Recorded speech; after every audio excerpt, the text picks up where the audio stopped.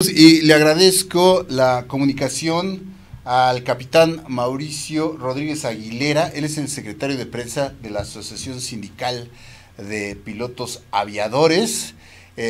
Buscamos desde luego a quien sabe de esto para hablar de lo que ayer sucedió, que para empezar, bueno, nosotros le decíamos, es realmente un milagro lo que ocurrió allá, venturoso que en este percance no haya habido fatalidades, pero pues también esto se debe a la preparación de nuestros pilotos, a las altas especificaciones que hay aquí en nuestra industria nacional. Y decíamos nosotros, digo, salvo, claro, hay que esperar la investigación, pero aquí sí se ve que uno de los factores podría ser en las condiciones adversas que prevalecían en el momento del percance, pero mejor dejemos que sea el capitán quien nos dé su primera evaluación sobre este accidente. Capitán, muchísimas gracias por esta comunicación.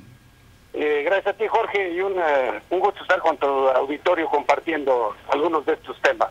Qué amable, capitán.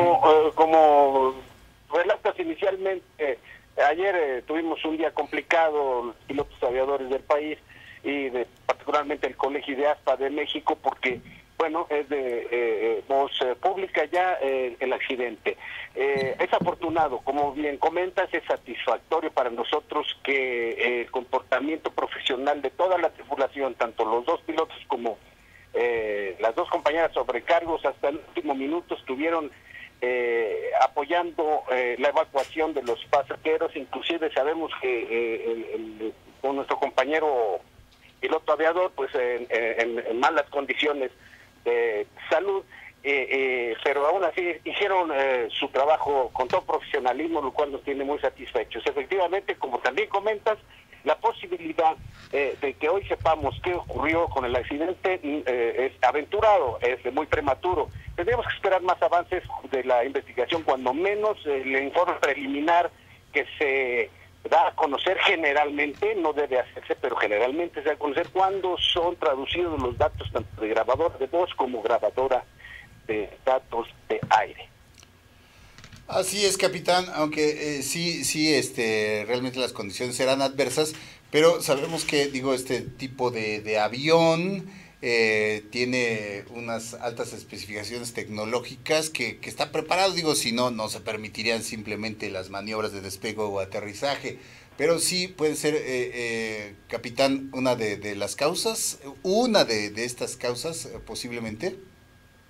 Estoy seguro que los grupos de análisis e investigación de la Comisión Federal Dictaminadora de Accidentes de Aviación va a poner especial atención al tema climatológico, a las condiciones meteorológicas prevalecientes, que hoy sabemos que había zonas de tormenta severa alrededor del aeropuerto. Como bien sabes y conoces, las zonas de tormenta provocan factores de viento arrachado muy fuerte. En el argot aeronáutico se denomina como wind shear o cizalleo.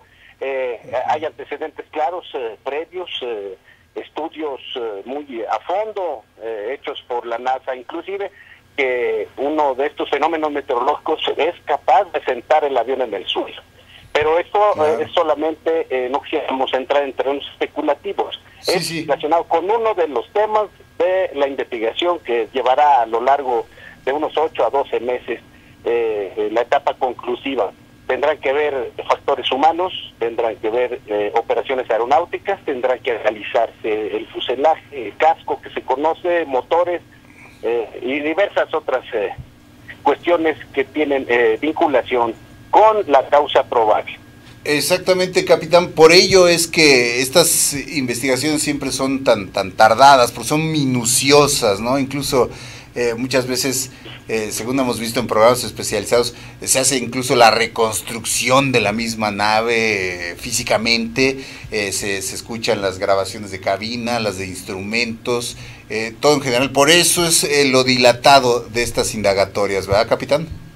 Así es, porque lo que interesa a la comunidad aeronáutica, a los pilotos aviadores, es saber la causa probable o contribuyente, o factores contribuyentes que ocasionaron un accidente de aviación, y no buscar culpables, sino ver causas y implementar todos los métodos de mitigación necesarios para que no se vuelva a repetir, y por ello la aviación y el transporte aéreo tiene altos índices de seguridad. Lo que pasa es que cuando un accidente de aviación es muy impactante, muy dramático, y efectivamente puede haber una cantidad importante de lesionados o personas fallecidas, pero finalmente el transporte aéreo es seguro y mucho más que el carretero. Es decir, el mismo día de ayer, como ustedes supieron, hubo un accidente en carretera, horas de diferencia con el accidente del avión, y hubo 11 muertos, lamentablemente.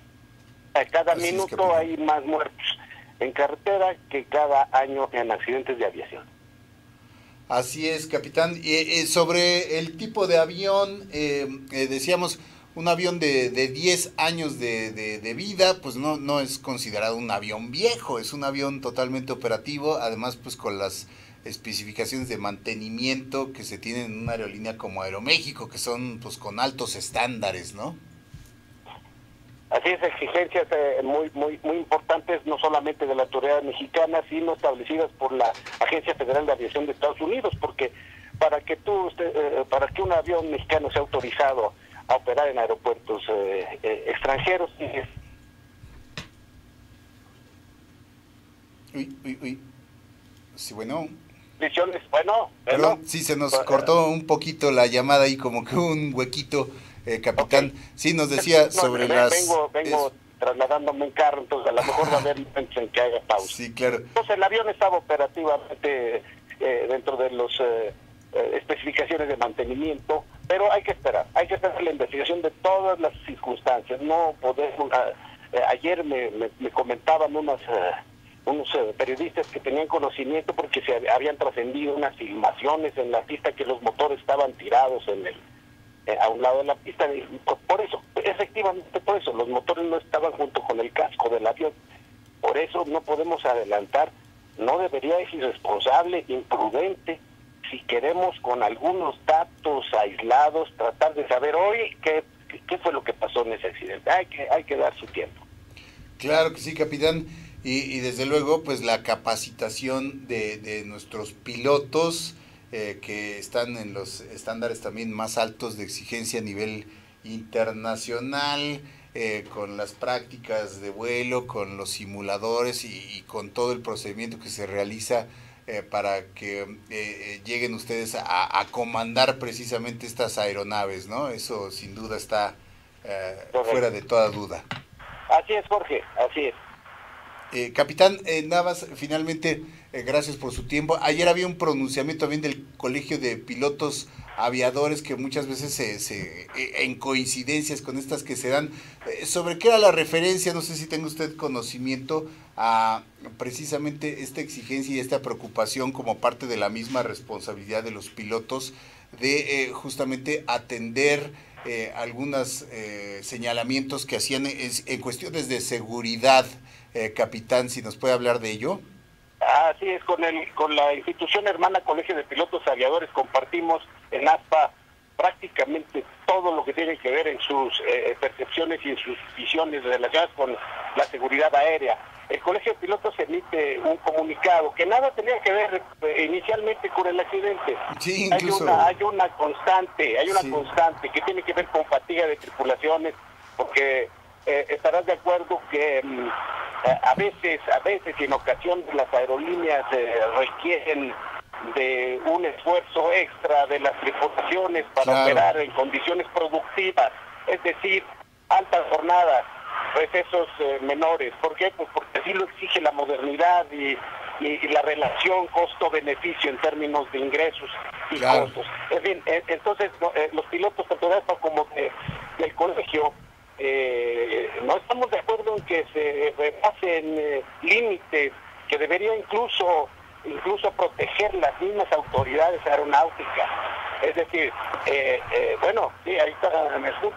Sí, perfectamente. Se me corta. Bueno, entonces compartimos con el colegio las aportaciones que hace respecto de seguridad, y esto tiene que ver con una lucha constante respecto de los posibles abusos en los que pueden incurrir algunas aerolíneas sobreexplotando las tripulaciones, y eso trae consecuencias de fatiga, y la fatiga es uno de los elementos posibles que pueden desencadenar un accidente de aviación.